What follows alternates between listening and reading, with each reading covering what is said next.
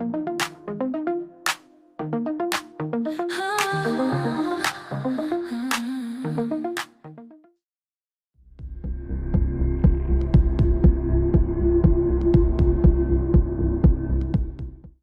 right, welcome. Today we're going to unpack something huge, a modern paradox that, believe it or not, we can only really understand by traveling 2,000 years into the past.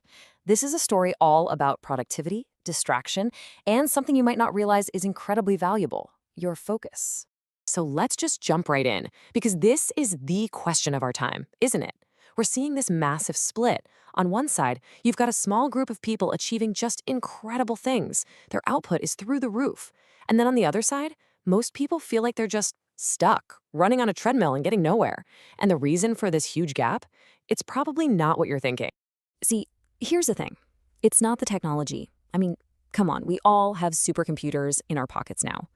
The real difference, the absolute game changer, is that the very same tools that let some people build entire empires, well, those exact same tools are also designed to be these endless, bottomless pits of distraction for everyone else. It's wild. One tool, two totally different worlds. And to really wrap our heads around what's happening in our digital lives today, we've got to take a step back, way back. We're going to look at the Roman Colosseum. Yeah, that Colosseum. It actually holds the key to understanding this whole attention economy we're all living in right now. You know, this was an absolutely brilliant playbook by the Roman leaders. They saw that as their society got more advanced, regular citizens started having more leisure time. And what happens when people have free time? Well, they start to think. They start asking tough questions, maybe even questioning authority. So to kind of nip that in the bud, the leaders rolled out this genius plan: bread and games.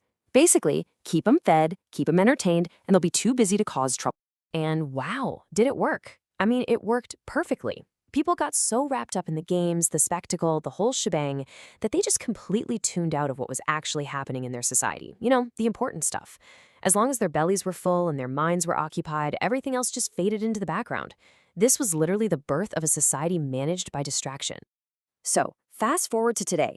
That ancient Roman strategy, it never went away. Oh no, it just evolved.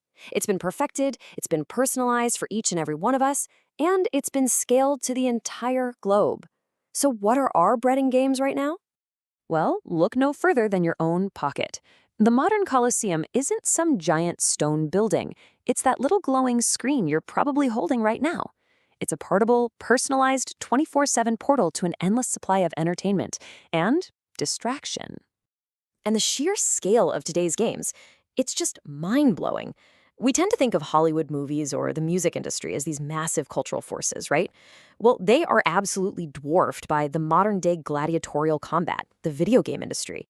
Let me put a number on that for you, because it's pretty staggering. The global gaming industry, it's almost 4 times bigger than the movie and music industries combined. 4 times. That's not just a ton of money. That is an unbelievable amount of human attention being captured. And what's driving this whole machine? It's the infinite amount of content. I don't just mean a lot of content.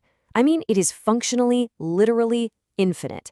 The platforms we all use are engineered so that you can never, ever get to the end. There is always another video queued up, another level to beat, another feed to scroll through. Let's try to put that into perspective. Say you wanted to watch everything on Netflix, just Netflix.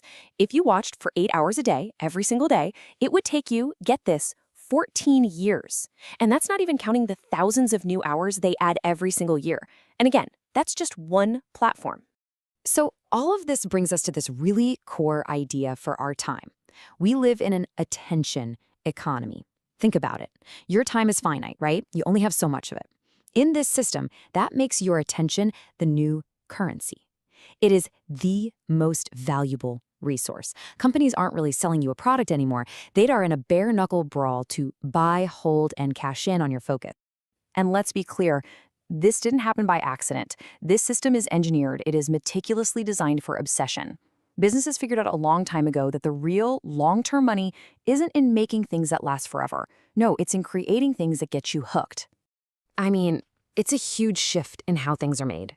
You used to have what you could call the Tupperware model. You know, they made products that were so good, so durable, you'd buy them once and they'd last a lifetime. Great for you, the customer, but a pretty terrible business model, which is why the company struggled. Today's model, It's the complete opposite. It's the smartphone model.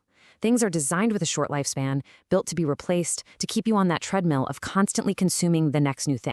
And this whole thing is just supercharged by the tech we have today. You've got AI that can churn out new content at a crazy speed.